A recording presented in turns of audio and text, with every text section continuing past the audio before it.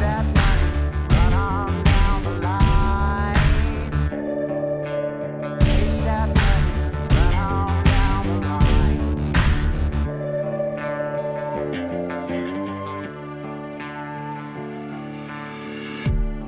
Since 2010, I came in here, Okay. but I didn't start the museum until 2011. Okay. I worked at a gas station Okay. in East Nashville, and I saved my money during the summer, and I bought my first car at 15 years old. I was too young to get driver's license, Right. and it was a beat up ride until we refurbished it. You know, right. So we put that old car in the backyard and rubbed on it and primed it and put tires on it. And but I had my first car then, but prior to that we walked across the Jefferson Street Bridge from East Nashville to North. Yeah, to Jefferson Street, because everything was on Jefferson Street. The clubs, the park where you could go and swim. It was over 600 businesses and homes on the street. And what was the idea with the museum? I mean, obviously, this is historic Jefferson Street. Did you come from a music background? No, I didn't. The way this got started was my friend Marion James, D. Ford Bailey, a number of different artists. We would gather here and kind of hang out and talk. These guys would reminisce, and that kind of thing. And Marion James especially was really concerned about her legacy. They were concerned that nobody would recognize what they had done over here on Jefferson Street. Few of these artists and musicians got on TV with the show Night Train. Oh, right. Night Train to Nashville. Yeah. Oh, everybody, yeah. Yeah, so a few of these guys got some fame, but that was the only fame that they got. It wasn't like Jimi Hendrix, who walked up and down Jefferson Street. Wait, you actually saw Jimi Hendrix walk up and down Jefferson Street? Oh yeah. It was nothing, and we didn't pay that much It wasn't attention. nothing. Oh my goodness. We didn't pay that much attention to it, and he'd always have his guitar on his shoulder, the neck, walking up Jefferson.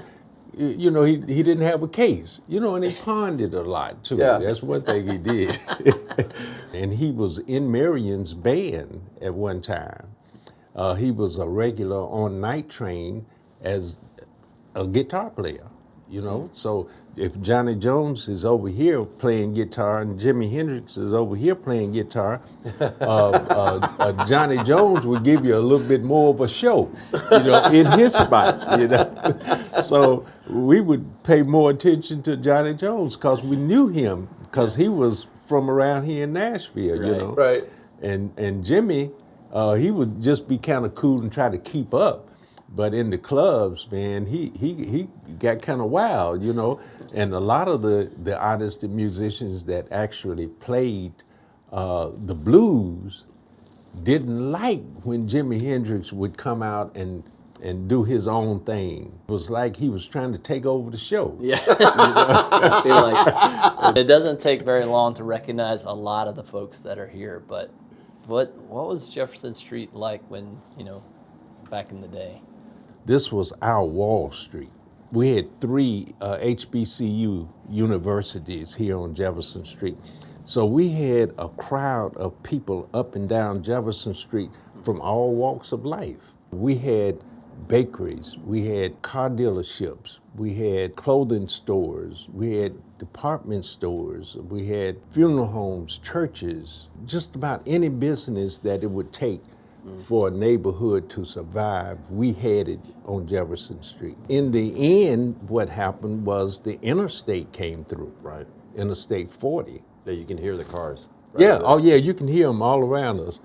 That separated the community. So when they built the bridges, they had to cut that section of town off. So you couldn't get from one part of the street to the other without going all the way around. The irony or metaphor of a bridge coming in to actually separate community. Right. That's so crazy. Right. And the thing was, they weren't going to even put an exit on Jefferson Street. The traffic was going to go right around Jefferson, and we weren't going to be able to be able to enter the areas where the colleges was, where the businesses that was left. Of course, most of the businesses left because when they start tearing up the streets and tearing down the buildings, and so the businesses moved out, the residents moved out because you had a lot of professors, students, you had a lot of prominent people, doctors, lawyers. It feels like there was a heyday, and feels like there was a lull, but there's so much enthusiasm or creativity or stuff that's still bubbling. And I know there's a lot of initiatives like this one of, does it feel like you guys are on the way back up? It feels like the neighborhood is being revised some. They're coming over here now and building a lot of condos and apartments, and they're going to bring some more business over here. But is it what element of it is going to be black? We still want to keep the black element on Jefferson along with everything else is going to be going. And not to say I want to see only black businesses. That's not the case. I want to make sure that black businesses have their presence, in the midst of gentrification. This is a hard history, Yeah. but are you hopeful for the future? So if we can survive over here, then we can encourage other businesses to come in and other folk to be a part of this community. And it's going to grow. It's going to be a beautiful place again. I know that's going to happen. They started the gentrification really back in the 50s. They knew all of this was going to take place. When I say they, the government, Right. That was a plan. Wow, all the way back in the 50s. All the way back to the 50s, 53, 55, 56. That's when they started talking about the interstate coming through. It didn't just start in 67, If you're going to plant a tree, you do it in fertile ground. There's a lot of fertile ground. Oh, right yeah. here on Jefferson Street. Yeah. That history it's unique. It's It rich. is. It's deep. Yeah. There's yeah. a lot. There are some young folk that's coming up that's trying to get their voice out there. But, you're up against a system that has been in place for 100 years, and you're going to try to come in and make a difference. How much of a difference can you make? Yeah. Lorenzo, what do you love about this place? What do you when you come in here? What do you like to show off? Well, when I come in here, I mostly enjoy coming to this room because you see all of these smiling faces Yeah. in So here. how many pictures do you have? What's the number of pictures that you got? Too many to count. I've got about 10,000 in this room here. It's probably 300-400 Yeah. pictures scattered around here. What are some of your favorites, though? Some of my favorites, my granddaughter up there with the red hat on. Yeah. And then there's Gilly Baby, one of the oldest DJs in Nashville. Yeah. He just passed. He was 92. And one of my favorite pictures, the 50th anniversary of the sit-ins downtown at Woodworth, and Miss Diane Nash is leading a march during that 50th anniversary. And then I got another picture down here with one of my best friends, Jesse Boyce. We are at the Club Baron down the street. The Club Baron is the last club left standing. It's still around. It's still there. And I was very instrumental in getting the historical marker put up in front of that building. It was all in the newspapers and stuff, And I can't find my clipping. I know it's there. It's in here somewhere. I feel like. But it's just hard to find. Lorenzo, can we go into that other room? Oh, 'Cause yeah. So Jesse Boyce was who? Because one of your better friends, but he shows up in a ton of these pictures. Jesse Boyce was a very good friend of mine. He passed about 3 years ago. Jesse also played bass for Little Richard for 20 years. Wow. And I've got pictures over there on the wall with Jesse, standing with Little Richard. Oh, okay. But they were very good friends. In the end, Little Richard wouldn't hardly even go out on a public, appearance thing without Jesse. And being that Jesse and I was best friends, so that put me on the set. You got some stories with Little Richard as well? Well, I don't have a lot of stories about Little Richard that I could tell. There you go. Now, my favorite is that tree. Now, you're going to get a lot of history from that tree. Wow. The limbs represent the clubs that was on Jefferson, and that's just some of them. Right. And the leaves on the tree represent the names of some of the artists and musicians that actually played in these clubs. I recognize one. So on the Fisk one, you got the Fisk Jubilee Singers. Obviously hugely, influential. And The Fisk Jubilee Singers were the reason that Fisk were able to survive there at one time. In the 1870s, the Fisk Jubilee Singers went on tour to help save the college. to raise funds? To raise funds, yeah. For the HBCU. So these Fisk Jubilee Singers went out and they went to Europe and they performed for Queen Victoria. And Queen Victoria, at the end of their concert and all, couldn't get the name together, Fisk University. So she said these kids from the Music City. And that's how Music City obtained that name, Music City. And then we got Music City here, the music capital of the world. Why can't we retain some of our culture in the midst of it being the capital of the world? Yeah. That whole branding Wow. has really changed to something that it never really was in the beginning. That's right. That's crazy. That's right. And isn't that the story of so many things So in the black many. community? Yeah. Right, You right, know, right. It's Yeah. I forgot from whence it all came. The Right. museum, I think, is a really good explanation for that. Is the roots. These It are is. the influences. Yeah, and that's when And these are the people that made that stuff happen. that made it happen, you know, and they weren't getting any credit. And Marion James, these are Marion James's shoes here. And, you know, Marion James is all over the place because we were really good friends. Yeah.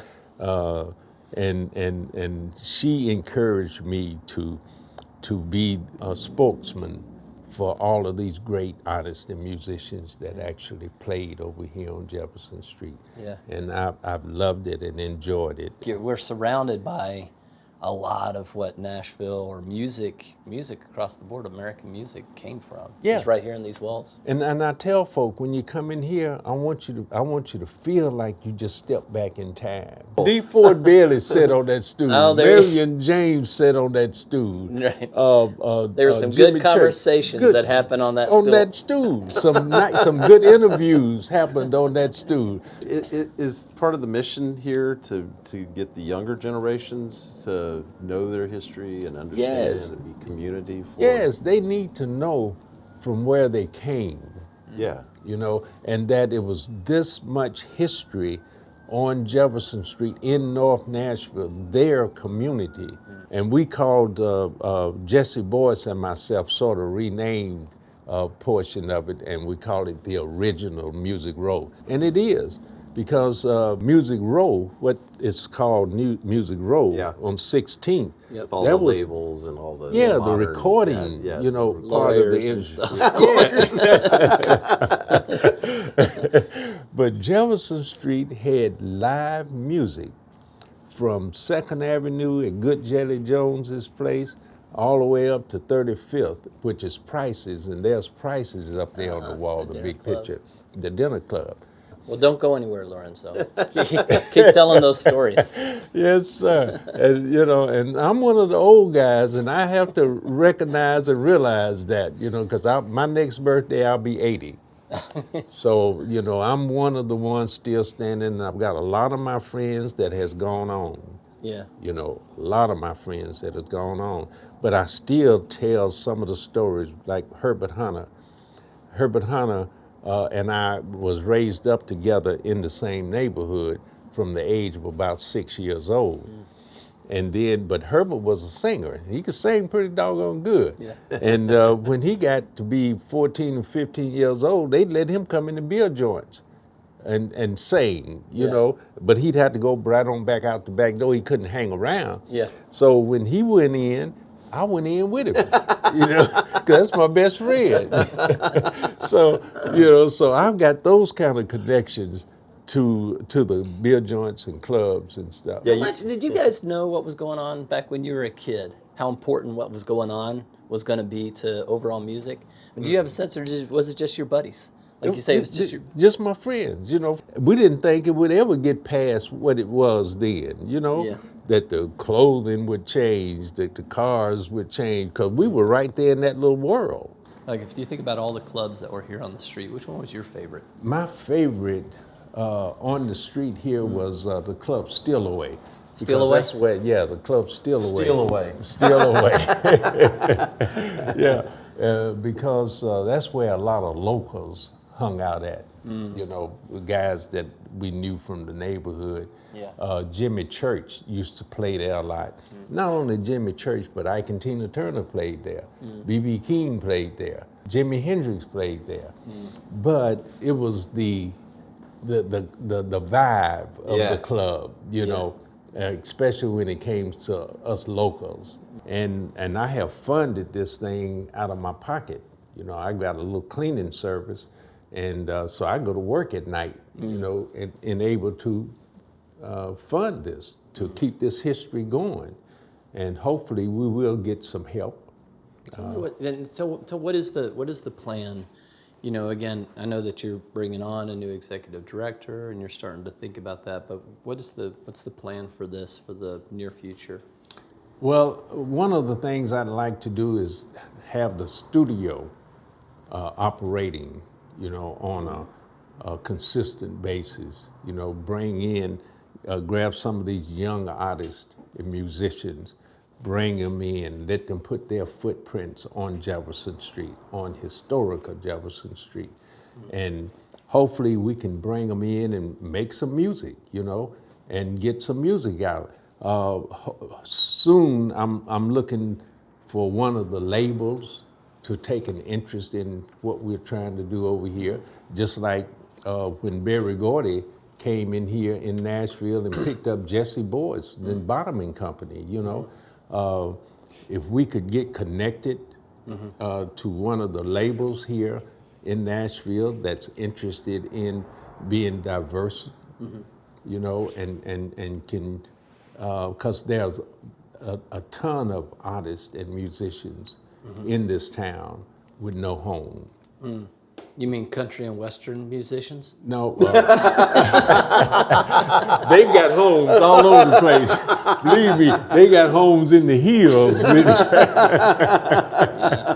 So, but a home for the young black artists and musicians that still got pride in their skills. Yeah, you know. and I think I think it feels like some of these young artists. I mean, there's a sense of that there's a history behind it. There's a lot of talent that's been up and down this street, and I guess the challenge for them is how do they grow into what they should be or could be, just like all of these artists, you know, that did the same thing. Right. And you guys giving some kind of a backstory of what was there and then what can be. I feel like that's. The museum Exactly. kind of tells you that there is a way that can happen forward. Right. A whole community, Right. you know, a whole community. Lorenzo, thank you so much for preserving this history. Yeah. You know, I just love what you're doing. And it's Thank and hopefully more people get a chance to come inside, because honestly, and get a chance to talk to you. Yeah. 'Cause there's a lot of stories. There's a lot of stories. So, It is. thank you for the work that you guys have done, is. man. This Thank is you just very awesome. I thank you all for giving me the opportunity to express myself and express what our intent is here on Jefferson Street, and express the creativity and the honesty from the artists that paved the way over here on Jefferson Street. Thank you. Yes, sir. Thank you. Want a hug, but do a fist bump. There's so much more to explore, and we want you to join us on The Good Road. For more in-depth content, meet us on the internet at thegoodroad.tv. Hear more great stories, connect to organizations, and make sure you download our podcast, Philanthropology.